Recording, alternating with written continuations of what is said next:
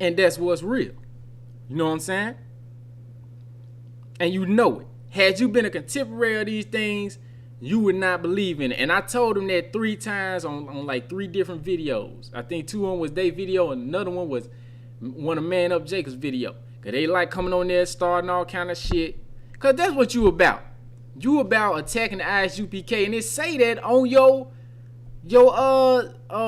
profile, on your little message on your channel.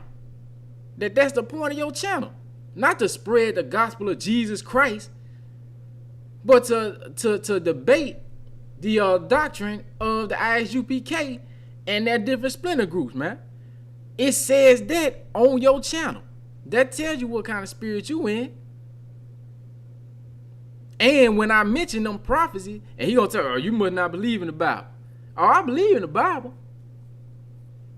I just got common sense. And when I ask you, when I mention, and that's another thing, when I mention the other prophecies, cause you talking about you got to have Matthew to interpret Isaiah chapter 7 verse 14. Nobody should try to pretend they can interpret that without using Matthew. Look, like I said, it ain't got shit to do with what Matthew talking about. Just like Jeremiah chapter 31 verse 15 ain't got a damn thing to do with what Matthew talking about. And can't none of you niggas sit there, I don't care who you are, Christians, if you know who you are, you know that you're an Israelite or whoever, you cannot sit there and honestly tell me that Jeremiah chapter 31 verse 15, Rachel weeping for her children, got anything to do or is talking or is referring to Herod killing them babies. You know that. Just like Hosea chapter 11 verse 1 is obviously, matter of fact, damn that. Let's go right to it. Matthew chapter 2 and verse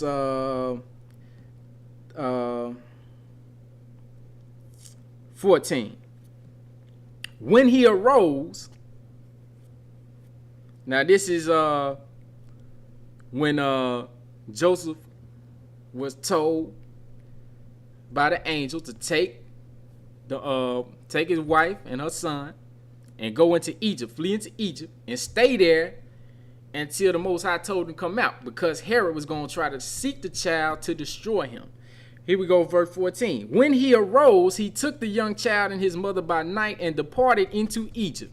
Verse 15, and was there until the death of Herod, that it might be fulfilled which was spoken of the Lord by the prophet, saying, out of Egypt have I called my son. Let's go to Hosea chapter 11, verse 1.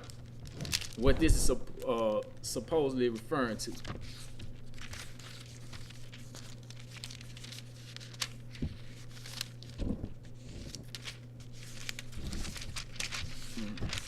Hosea chapter 11, verse 1. And it reads, when Israel was a child, then I loved him and called my son out of Egypt. Now you know that ain't talking about what Matthew's saying that he's talking about. That's easy. But we're gonna go here to verse 16 of Matthew chapter 2, verse 16. Then Herod, when he saw that he was mocked of the wise men, was exceeding wroth, and sent forth and slew all the children that were in Bethlehem and in all the coasts thereof, from 2 years old and under. And that's another issue right there. I ain't gonna go in there right now. According to the time which he had diligently inquired of the wise men, then was fulfilled that which was spoken by Jeremy the prophet, saying, verse 18, in Ramah was there a voice heard, lamentation and weeping and great mourning, Rachel weeping for her children, and would not be comforted because they are not. Well, let's go to Jeremiah chapter 31 verse 15. Jeremiah chapter 31 verse 15, and it reads, thus saith Yah, a voice was heard in Ramah, lamentation and bitter weeping, Rachel weeping for her children, refused to be comforted for her children, because they were not. Well, that's what it claims it's talking about, right? We're going to see if that's what it's talking about. We're going to keep reading verse 16. Thus saith Yah,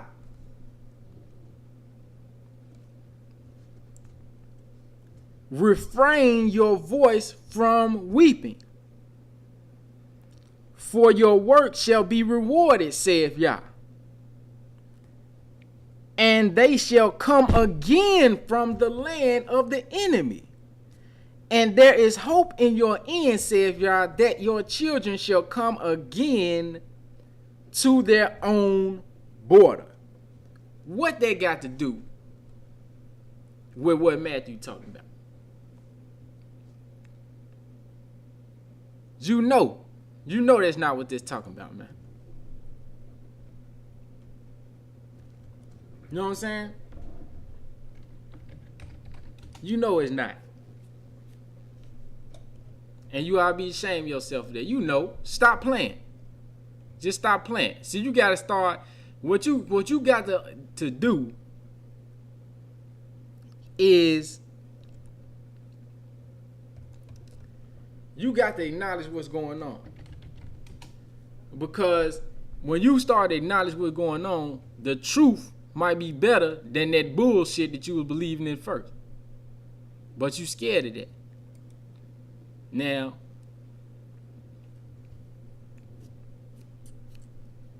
we gonna go to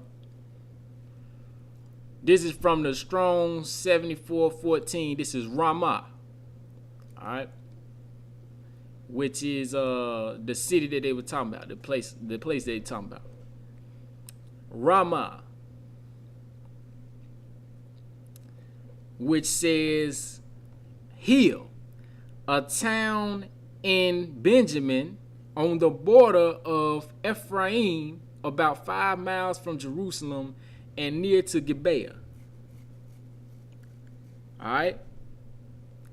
Number 2 says the home place of Samuel, located in the hill country of Ephraim.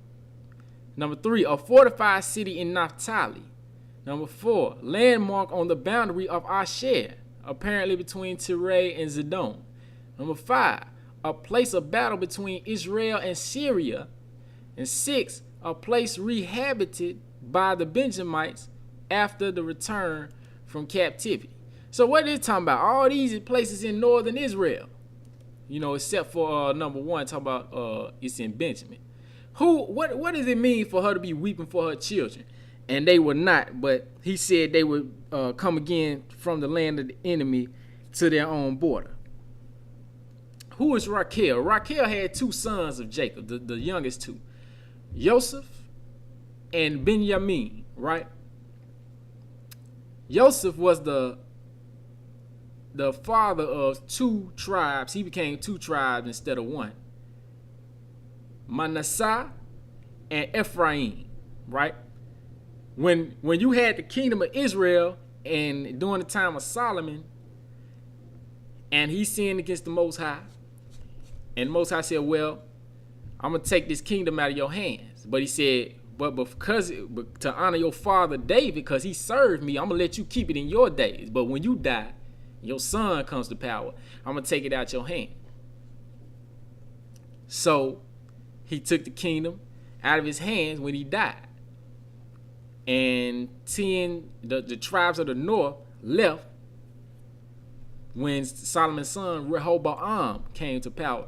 So, and their king, they formed the kingdom of Israel, which is also called the kingdom of Ephraim, because their king came from that tribe, when the kings usually came from the tribe of Judah.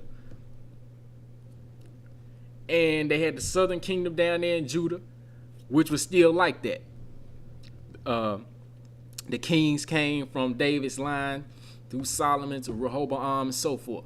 Still came from that same line. So he didn't take the whole kingdom out of his hand. He just took the northern tribes, 10 northern tribes. Now,